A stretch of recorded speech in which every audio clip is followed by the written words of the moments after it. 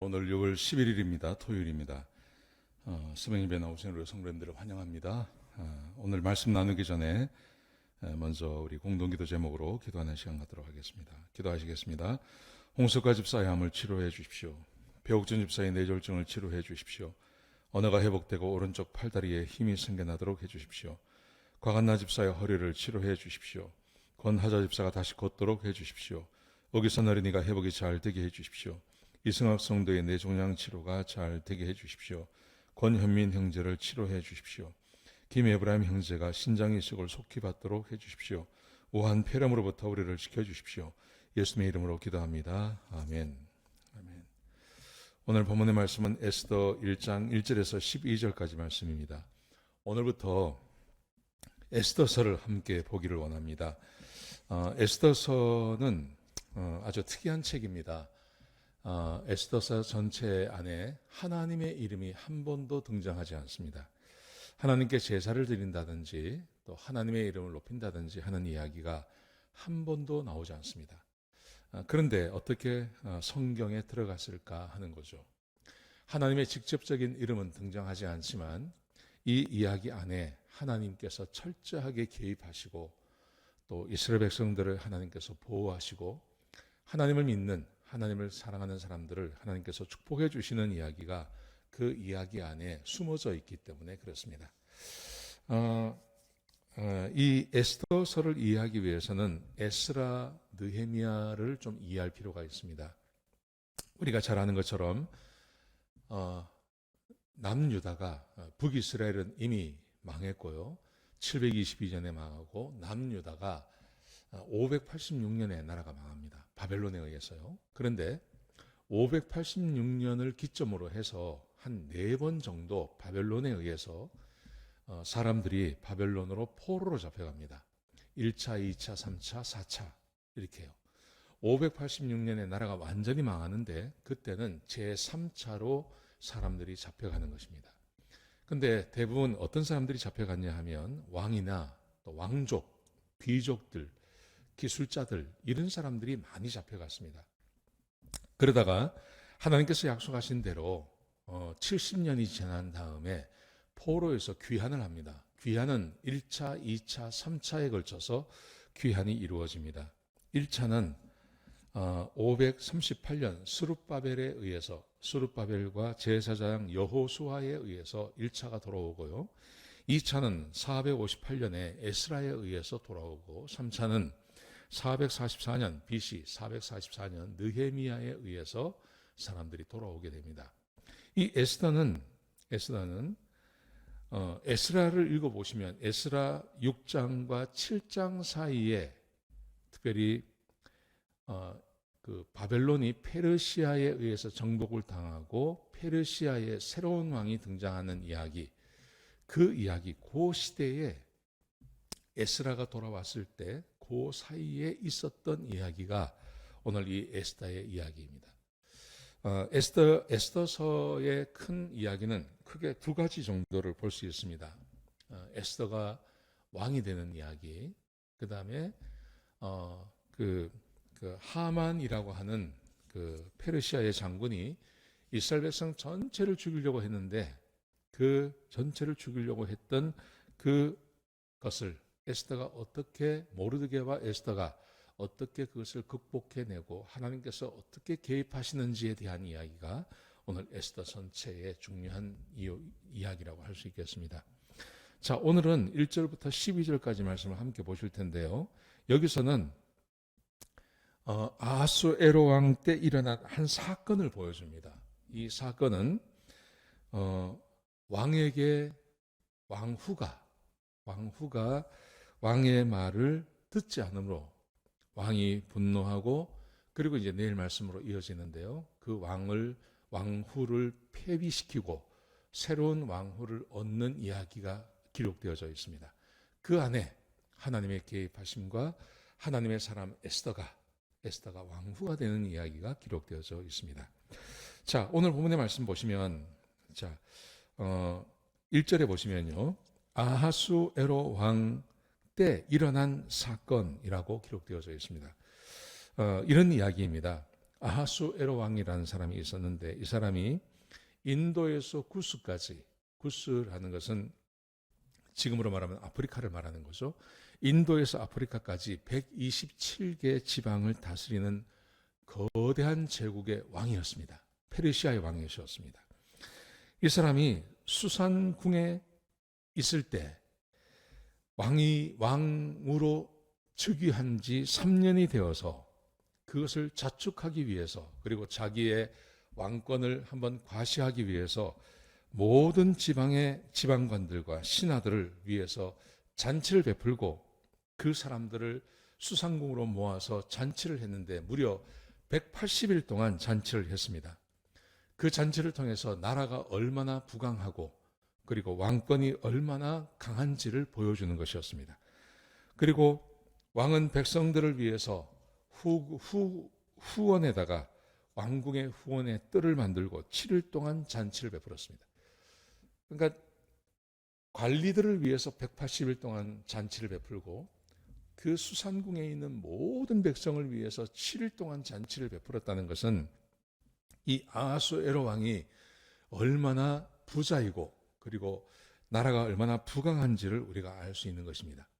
그렇게 잔치가 한참 진행이 될 때 그때 왕후 이름이 와스디라고 하는 여인이었습니다. 왕후 와스디가 왕궁에서 여인들을 위한 잔치를 따로 하고 있었습니다.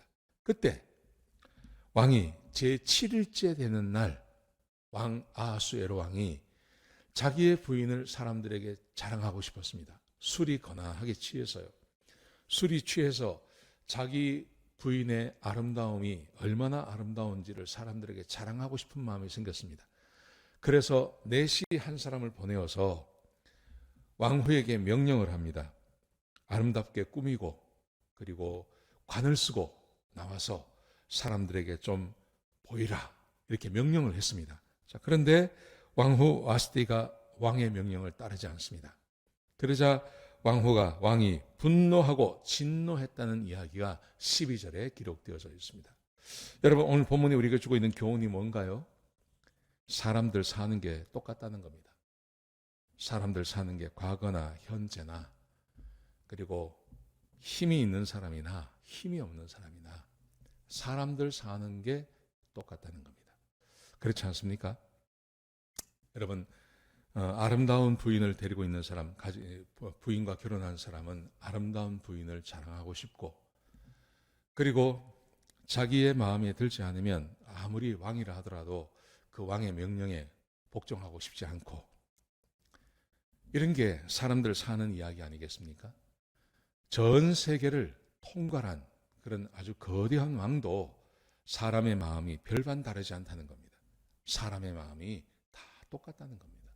자기 부인을 자랑하고 싶고 또 부인은 그게 남편이 그런 요구하는 것이 싫어서 거기에 거부하고, 거부하는 부인을 보면서 분노하고, 사람 사는 이야기가 다 똑같다는 겁니다. 여러분, 우리는 성경에서 해 아래 새 것이 없다는 이야기를 듣습니다. 그렇습니다. 죄된 인간이 살아가는 삶의 모습이라는 것은 다를 게 하나도 없습니다. 언제나 똑같습니다. 같은 일이 반복되어지는 것입니다. 해 아래에 새 것이 없는 것입니다. 사람들은 같은 죄를 반복해서 짓고, 사람들은 하나님을 떠난 인간들은 그저 자기가 원하는 것, 자기 눈에 보여서 좋은 것, 그런 것들만 추구하며 살고 있는 것입니다. 여러분, 이것은 말입니다, 지금으로부터 2500년 전에 있었던 이야기입니다. 여러분, 이 똑같은 이야기가 우리 조선 왕조에도 있지 않습니까? 조선 왕조에도 이 똑같은 이야기가 기록되어져 있습니다. 조선 왕조만 있는 게 아니라 그냥 일반 백성들 안에서도 이런 일은 똑같이 기록되어져 있습니다. 사람이 생각하는 것, 이것을 벗어나지 않습니다. 내가 좋은 것 가졌으면 자랑하고 싶고, 그것이 마음에 들지 않으면 누가 명령하더라도 거기에 순종하고 싶지 않은 것, 그게 사람의 마음인 것입니다. 사람은 언제나 여기서 쳇바퀴 돌듯이 돌아가고 있는 것입니다. 우리가 이런 삶을 살고 있는 겁니다. 여러분, 하나님을 섬긴다는 것은 어떤 것이냐 하면 이런 세상 안에서 이런 세상을 뛰어넘는, 온 세상을 주관하시는 그 하나님을 만나는 겁니다. 그 하나님을 믿고 그 하나님에 의해서 내가 거듭나고, 사람들이 그저 가지고 있는 그런 마음이 아니라 하나님께서 부어주시는 성령님이 함께 하시는 그런 전혀 다른 마음을 갖고 사는 것, 그게 거듭남이고 하나님을 믿는 것이고 하나님의 백성으로 살아가는 것입니다.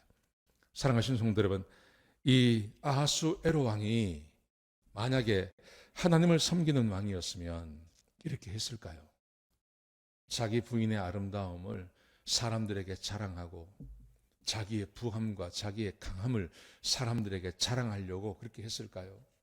성경에 이 아하수에로 왕보다 더 위대한 왕이 있습니다. 그게 다윗 왕입니다. 다윗 왕은 단 한 번도 사람들 앞에서 자기의 부함과 자기의 지혜와 능력을 드러낸 적이 없습니다. 왜냐하면 그 모든 것이 하나님으로부터 왔다는 것을 알고 있었기 때문에 그렇습니다. 사랑하시는 성도 여러분, 하나님께서 허락하지 아니하시면 사람이 가지고 있는 것 무엇을 가질 수 있겠습니까? 사람이 가지고 있는 그 모든 것 다 하나님께서 주신 것입니다.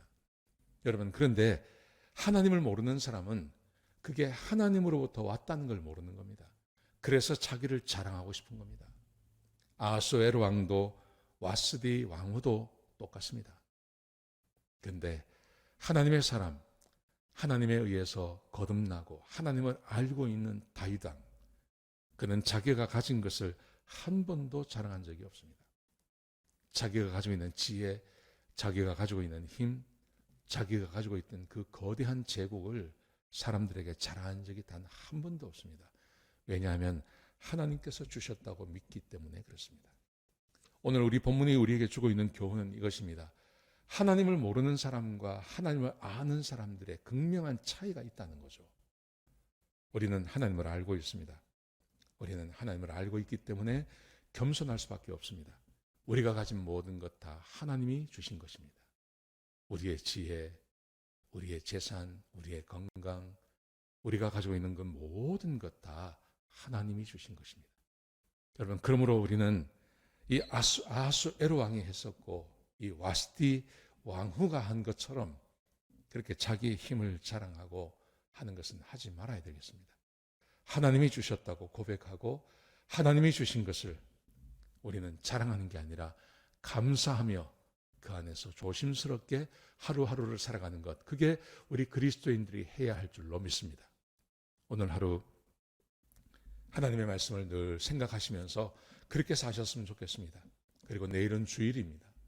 주일은 하나님의 백성들이 교회에 나와서 하나님께 예배드리는 날입니다.